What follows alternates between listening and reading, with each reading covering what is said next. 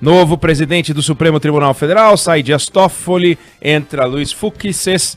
Teve aquela chatice de sempre, discurso longo demais, textos repetitivos, como se ali começasse uma nova era, sabe? Termina a era Toffoli, começa a era Fux. Não dá, né? Tem um exagero nesse troço. A presidência do Supremo é escolhida por rodízio, é um acordo. Todos ali ou foram ou serão presidentes, basta não ir embora antes de chegar a vez. Rodízio, 2 anos. A gente já sabe que o próximo presidente será a vice-presidente, Rosa Weber. É diferente dos Estados Unidos, onde o presidente da Suprema Corte é escolhido pelo presidente da República e fica do dia da escolha ao dia que deixa a corte. O atual presidente, ele preside a corte há 15 anos.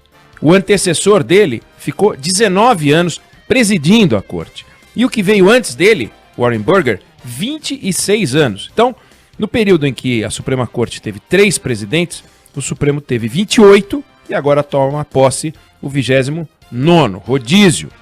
Tem um lado exagerado nessa posse, né? Como se o Fux fosse dar o tom do Supremo. Não vai. Os ministros trombam entre si, as turmas se chocam, as liminares se contrapõem, você tem jurisprudências que se anulam, autorizando debates discutíveis sobre a qualidade do serviço prestado.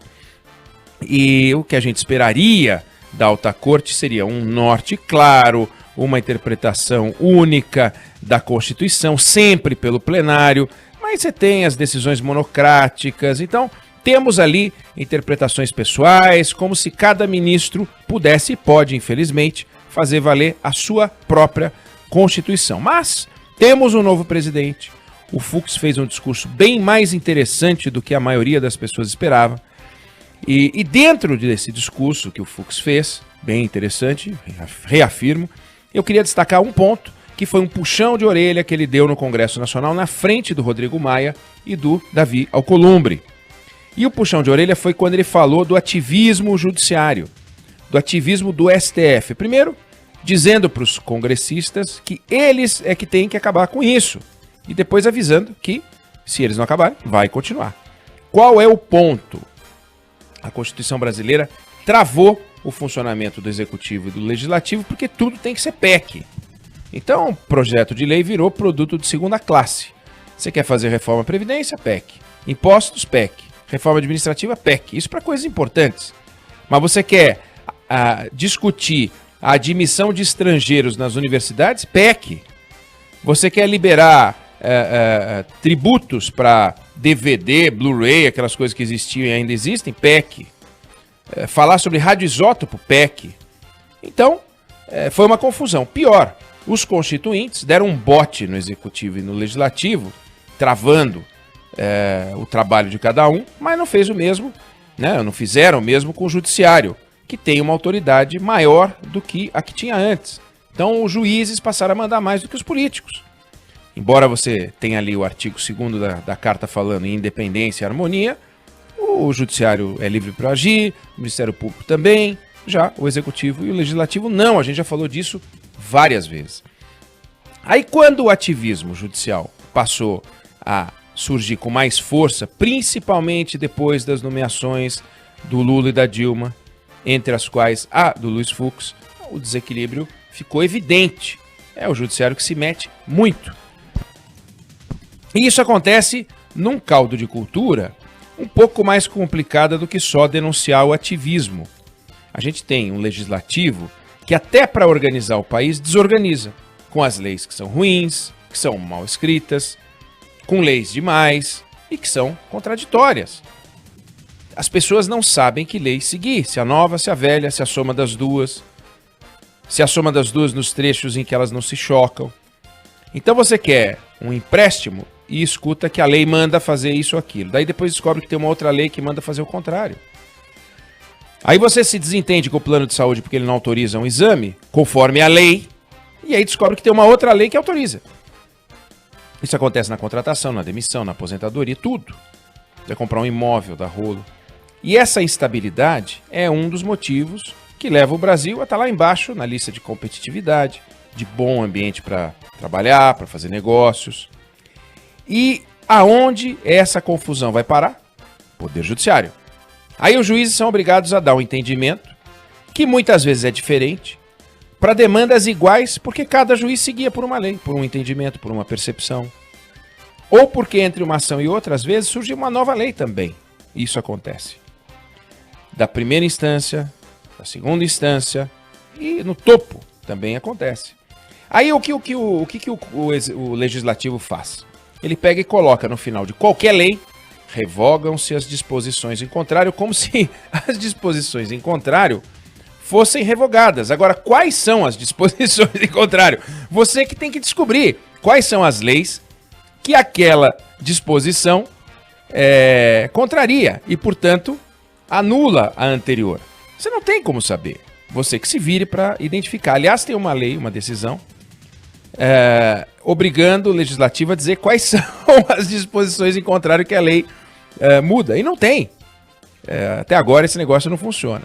Aí quando as discussões batem no Supremo, os ministros acabam revisando o trabalho do legislativo, isso gera um desgaste. Foi desse desgaste que falou o Fux e isso que tornou o discurso dele interessante. Ele disse: não se podem desconsiderar as críticas de que o Poder Judiciário estaria se ocupando de atribuições próprias dos canais de legítima expressão da vontade popular, reservada apenas aos poderes integrados por mandatários eleitos. Ou seja, não dá para desconhecer que a gente está no ativismo mesmo.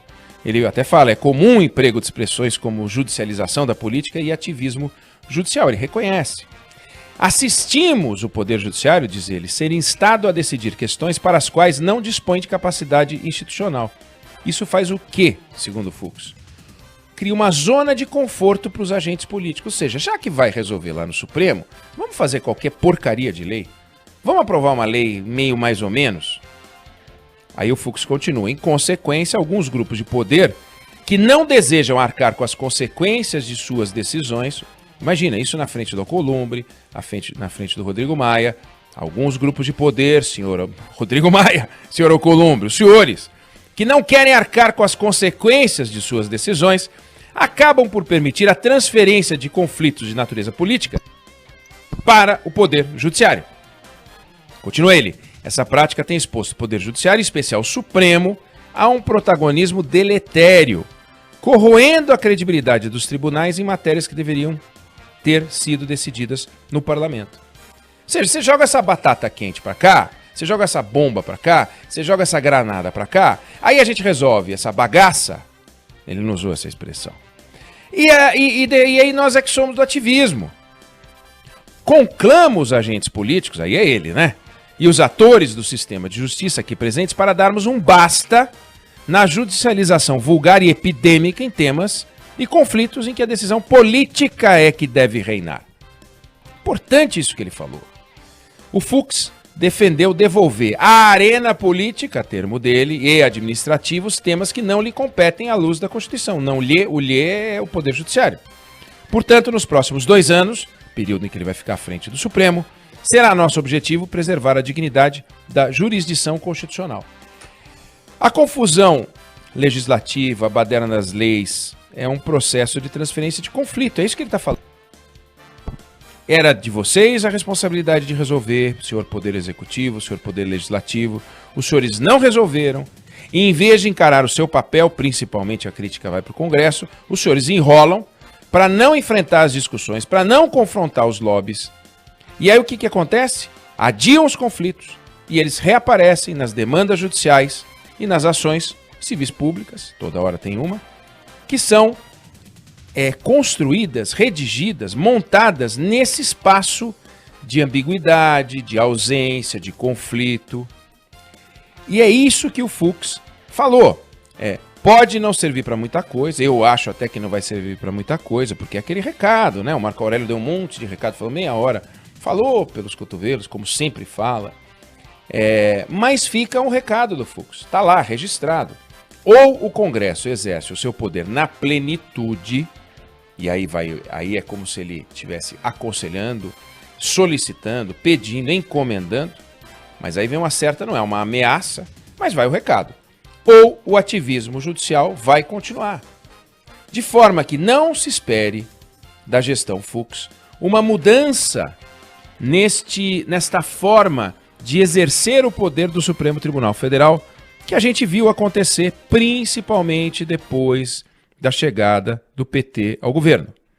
E que começou a nomear pessoas com esse perfil mais intervencionista. E esse perfil intervencionista não vai mudar. É esse o recado do Fux, importante. Porém, chamando os dois que estavam lá, senhores adultos, que aliás querem mexer agora na Constituição para ficar mais tempo no poder, a não se meter em confusão e começar a exercer o seu papel. Foi para isso que eles foram eleitos. Esse foi o recado do Fux, importante registrar.